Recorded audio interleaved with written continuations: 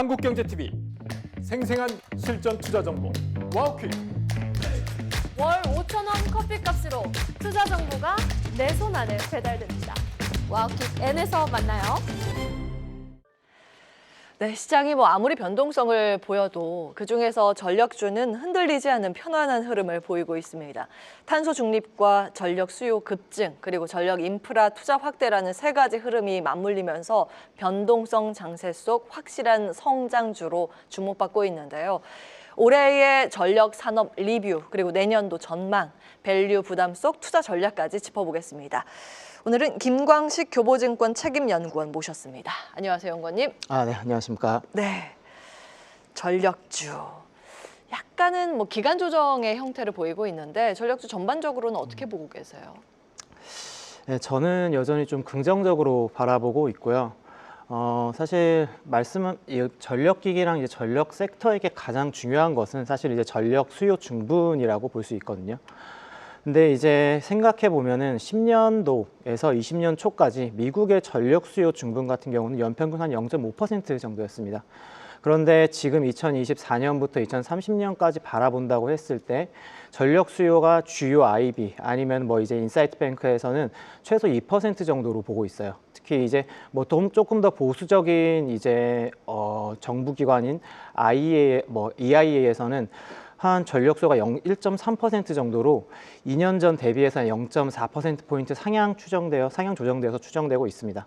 그래서 과거 대비 전력수요 충분이 한 3배 이상의 속도를 보이고 있는 중이라서 결국에는 수요 충분이 시장의 크기가 증가하는 것을 보여주고, 특히 이러한 전력 수요 중분에 대처할 수 있는 전력기기 업체가 글로벌리 업체가 상당히 한정적인 편이거든요. 그렇다 보니까 국내 업체들의 수혜는 좀 이어질 것으로 생각하고 있습니다. 다만 이제 중장기적 관점에서는 상당히 이제 롱뷰를 유지하지만 최근에 섹터 전반적으로 주가가 강한 상승을 보인 만큼 단기적으로는 조금은 조심스럽게 접근하는 것도 나쁘지 않겠다라는 의견을 좀 드립니다. 너무 빨리 올랐어요. 네, 지금 말씀해 주신 것처럼 그 전력기기가 정말 본 적 없는 유례적인 호황기를 올해 맞았던 것 같아요. 네. 그리고 이제 내년도 전망이 그래서 궁금한 건데 내년도 전망 산업에 대해서 리포트를 쓰셨습니다. 네. 들어가기에 앞서서 올해 한번 정리를 해볼까요? 리뷰. 네. 25년 전력 사업은 좀 지역적으로는 좀 양극화였고, 그러나 이제 이것을 이겨낸 AI 사이클의 좀 힘을 좀 말씀드리고 싶어요. 지역 측면에서 보자면 사실 24년도에도 기대하던 유럽과 중동에서는 좀 약간의 아쉬움이 있었다라고 평가하고 싶습니다. 사실 유럽 중동에서 투자가 가용자금 등의 이슈로 인해서 생각보다 속도가 빠르게 나오진 않고 있다. 무엇보다 큰 문제는 사실은 중국 기업들의 좀 침투가 좀 나오고 있다 보니까 초고압 기기를 제외한 고사양 제품군을 제외한 제품군에서는 좀 경쟁이 좀 치열화되고 있는 상황입니다. 특히 이제 전력 수요 같은 경우가 아까 말씀드렸다시피 매우 중요한 키 포인트라고 말씀을 드렸는데, 유럽 같은 경우에는 전력 수요가 여전히 코로나 이전을 좀 회복하지 못하고 있거든요. 이것도 지금 좀 부정적인 영향을 받고 있다라고 말씀을 드리고 싶습니다. 반면 미국의 경우 AI 사이클이나 데이터 센터의 영향이 예상보다 더욱 강하게 나타났죠. 그래서 아시다시피 주요 빅테크들의 케이펙스는 과대 투자보다는 과소 투자에 대한 리스크가 더 크다라는 기조를 통해서 연내 지속적인 사양 조정이 발생을 했습니다. 이 때문에 전력 쇼티지에 대한 우려가 시장 전반적으로 나타났고, 이러한 쇼티지에 대응되어야 할 유틸리티사들의 케이펙스 여력이 지금 한계에 부닥친 게 좀 여실히 드러난 해였다라고 평가하고 싶습니다. 기업 측면에서 따져보자면은 이제 빅테크의 투자 증분 아니면은 이제 미국 정부의 오더 1920이라고 하다거나 AI 플랜 같은 좀 대개 전력기기 업체들에게 우호적인 정책들, 전력 유틸리티의 우호적인 정책들이 많이 나왔어요. 그렇다 보니까 가시성이 상당히 높아진 결과로 이러한 중장기적 수혜에 확신이 든 기업들, 히타치, 지멘스, GEV, 그리고 국내 업체에서는 효성중공업까지 해서 이렇게 보수적인 전력기기 기업들이 25년도에 공격적인 신규 투자가 발표되었다. 예. 그게 이게 얼마나 업황을 확신하는지를 좀 저희가 확인해 볼 수 있는 대목이라고 좀 평가를 하고요. 네. 그 다음에 한 가지만 더 말씀을 드리자면, 주가의 측면에서 봤을 때는 저희의 원래 전력기기 업체는 대개 이런 AI나 좀 IT 종목들과는 좀 괴리가 있는 상관관계를 보여왔어요. 그런데 AI 지금 주가 측면에서는 코스피 국내 증시 특성상 큰 시가총액 비중인 반도체가 올라가면 이외 섹터는 다소 소외되는 경향성이 있거든요. 그런데 최근에 전력기기 같은 경우에는 상당히 AI 밸류 체인에 편입되기 시작하면서 IT와 주가가 좀 연동되기 시작한 연도였다라고 평가를 하고 싶습니다. 어허. 그러니까 반도체처럼 이 IT와 세트로 움직인다라고 말씀을 주고 계시네요. 지금 AI 시대가 도래하면서 반도체가 확장되고 이렇게 반도체를 가동하기 위한 전력 소모가 굉장히 크다. 그래서 앞으로도 확장적인 이 산업 성장성을 보셨습니다. 유럽이랑 중동 쪽이 중국이 굉장히 이렇게 침투가 높잖아요. 예전에 그렇죠. 전기차 시장 열릴 때 2차 전지도 마찬가지였는데 여기는 좀 포기하고 가야 되나요? 미국만 봐야 되는 건가요? 이제 그렇다 보니까 전력기기 업체들도 되게 이제 고민이 많아진 시점인 것 같아요. 네. 그렇다 보니까 아까 말씀드렸다시피 고사양 아니면 초고압 기기에서는 예. 그래도 이제 중국 업체들의 침투가 쉽지 않은 이제 아이템들이 있거든요. 그 아이템들은 놓고 가되 다만 수익성이 낮은 품목들의 경우에는 저희가 좀 이제 좀 놓고 가자라는 선택지를 취해야 되지 않을까라고 생각은 하고 있습니다. 네, 중소 쪽보다 고사양 초고압 변압기나 이런 제반 시설들이 주가 강세가 상대적으로 높은 이유가 여기에 있었다고 보여집니다. 그 리포트 보니까요, 내년에 온사이트 발전이 핵심 키워드라고 보셨는데요. 이 온사이트 발전이 뭐예요? 온사이트 발전은 저희가 이제 대형 부하, 대형 전력 소모가 필요한 어떤 시설의 옆에 바로 옆에 발전소를 짓는다라고 생각을 해주시면 될 것 같아요. 아무래도 유틸리티 업체들의 케이펙스가 지금 제한되어 있어서 풍부한 전력 수급 환경이 지금 펼쳐지지 않고 있으니 돈이 많은 데이터 센터 업체들이 너희들이 투자해. 오케이, 우리들이 그러면 바로 옆에 발전소를 지을게라는 관점에서 시작된 게 좀 온사이트 발전이다. 아니면 라고 생각을 해주시면 좋을 것 같습니다. 네, 이런 온사이트 발전이 지금 대두되는 게 결국 데이터 센터 덕분이잖아요. 그 어느 정도의 속도로 지금 발전하고 있는지 그리고 앞으로의 전망 어떤지도 궁금합니다. 네, 근데 아까 말씀드렸다시피 온사이트 발전의 대두 같은 경우에는 이제 앵커님께서 말씀해 주셨다시피 AI 사이클에서 좀 앞서가고자 하는 이 빅테크들의 니즈가 좀 커진 결과라고 생각을 하거든요.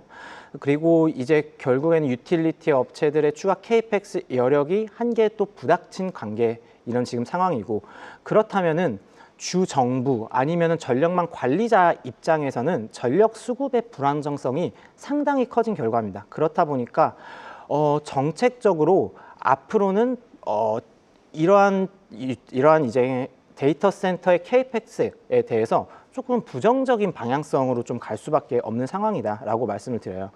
그렇다 보니까 텍사스에서 나온 정책이 하나의 예시로 75메가와트 이상의 대형 부하에게 비상시에 전력을 차단할 수 있다라는 정책이 나왔거든요.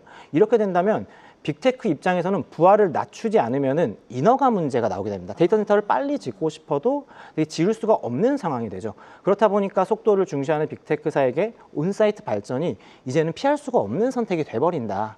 라고 좀 말씀을 드리고 있고요. 근데 이제 하나 더 말씀을 드려야 되는 게 온사이트 발전이 마치 만능의 영약처럼 저희는 조금 이야기를 하고 있지만 분명히 한계점도 가지고 있습니다.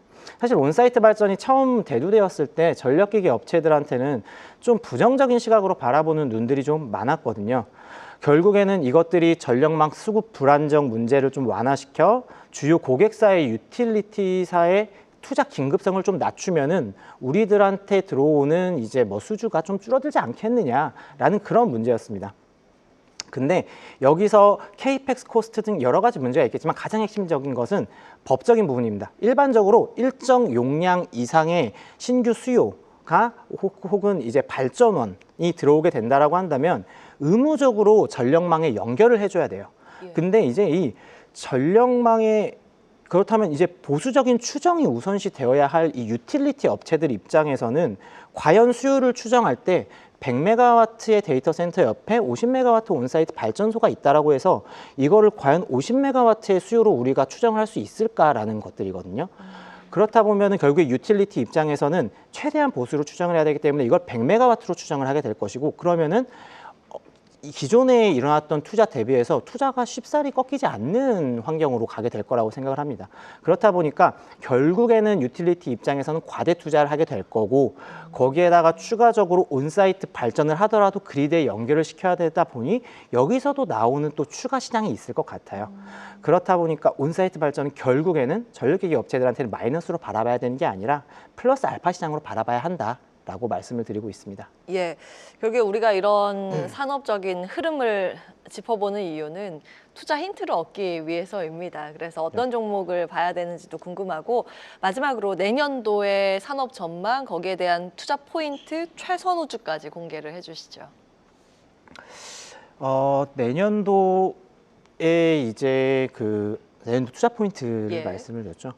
내년도 투자 포인트는 저는 결국에는 아까 말씀드렸던 결국에 데이터 센터에 대한 시장 강도를 좀 봐야 될 것 같아요. 저 같은 경우에는 내년도 가장 핵심은 데이터 센터가 더 지어지느냐 아니느냐라고 판단을 하고 있거든요. 하지만 저는 결국에는 분산화를 통해서 내년도에 데이터 센터가 훨씬 더 빠르게 지어질 거다라고 보고 있습니다. 여기에 추가적인 기회가 우리가 창출될 것들은 분산화를 통해서 데이터 센터 업체들이 나가게 된다고 했을 때 전력 수급이 풍부하더라도 이 전력망을 연결하는 건 또 다른 문제로 넘어가게 되거든요.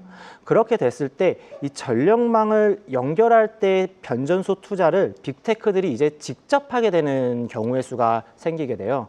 그렇게 됐을 때 더 돈이 많고 더 급한 고객사가 우리의 고객사로 들어오게 된다라고 한다면은 더 가격적인 측면에서 메리트를 얻을 수 있는 시장이 앞으로 생기게 될 것이다 라고 좀 말씀을 드리고 있고요.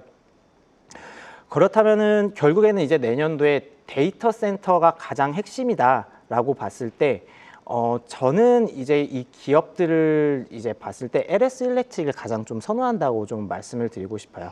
우선 첫 번째 이유로는 전력기기 업체 같은 경우에는 23년도부터 25년도까지 봤을 때 연간 EPS 성장률이 가장 높은 회사가 늘 좋은 성과를 좀 보여왔습니다. 이러한 상황에서 26년도에 LS 일렉트릭이 EPS 성장률이 타사 대비해서 가장 높은 수준을 좀 달성할 거라고 보고 있고요. 거기에다가 AI 사이클에서 맡게 될 수 있는 역할이 배전 업체가 조금 더 확장될 수 있다는 점, 그리고 LS 일렉트릭은 타사 대비해서는 조금 더 다양한 산업군에서 좀 활동을 하고 있습니다. 그렇다 보니까 조금 더 이 데이터 센터에 밀접한 연관을 가진 다양한 산업군에서 좀 진출이 가능할 거다라는 기대감도 가지고 있고요. 그리고 맨 마지막으로 국내 주요 전력기기사 중에서는 업황의 수혜를 가장 적극적으로 받을 수 있는 업체다라고 생각이 듭니다. 빅테크들이 LS 일렉트릭한테 계속해서 컨택을 하는 이유 자체는 LS 일렉트릭이 아무리 잘했더라도 기회를 받을 수 있는 요인 자체는 근본적으로 KPX가 급하기 때문입니다.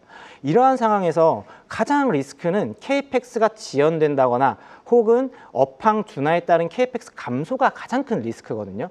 그러나 저는 26년도 전망에서 결국 제시한 것들이 분산을 통해서 지연이 발생하지 않고 AI 사이클이 계속 이어질 것이다가 베이스 시나리오이기 때문에 이러한 상황에서 LS 일렉트릭이 빅테크사로부터 지속적인 수주가 나올 수 있을 것이다 라고 생각이 들고, 동시에 빅테크가 차지하는 실적 비중이 결국에는 26년도, 27년도 넘어가면서 가장 이 전력기기사들에게 투자의 하나의 포인트로 작용을 하게 될 텐데, 고압기기 업체들은 캐파의 가용성이라는 측면에서 캐파가 딱 정해져 있습니다.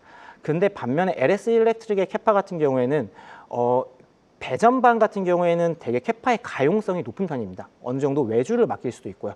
그렇다 보니까 실제 수요가 충분히 됐을 때 이를 실적으로 전환시킬 수 있는 여력 자체가 LS 일렉트릭이 타사 대비해서 조금 더 크다라고 말씀을 드리고 있습니다. 예, 이 산업 전반적으로 사실 주가를 봤을 때 밸류 부담이 있다고 말씀을 주셨지만 구조적인 성장세가 있기 때문에 그 안에서 볼만한 종목으로 LS 일렉트릭 꼽아주셨습니다. 김광식 교보증권 책임연구원과 함께했습니다. 오늘 말씀 고맙습니다. 네, 감사합니다. 계속해서 다양한 경제 이슈를 알고 싶다면 구독과 좋아요, 알림 설정 부탁드립니다. AI 캐스터 권미정이었습니다.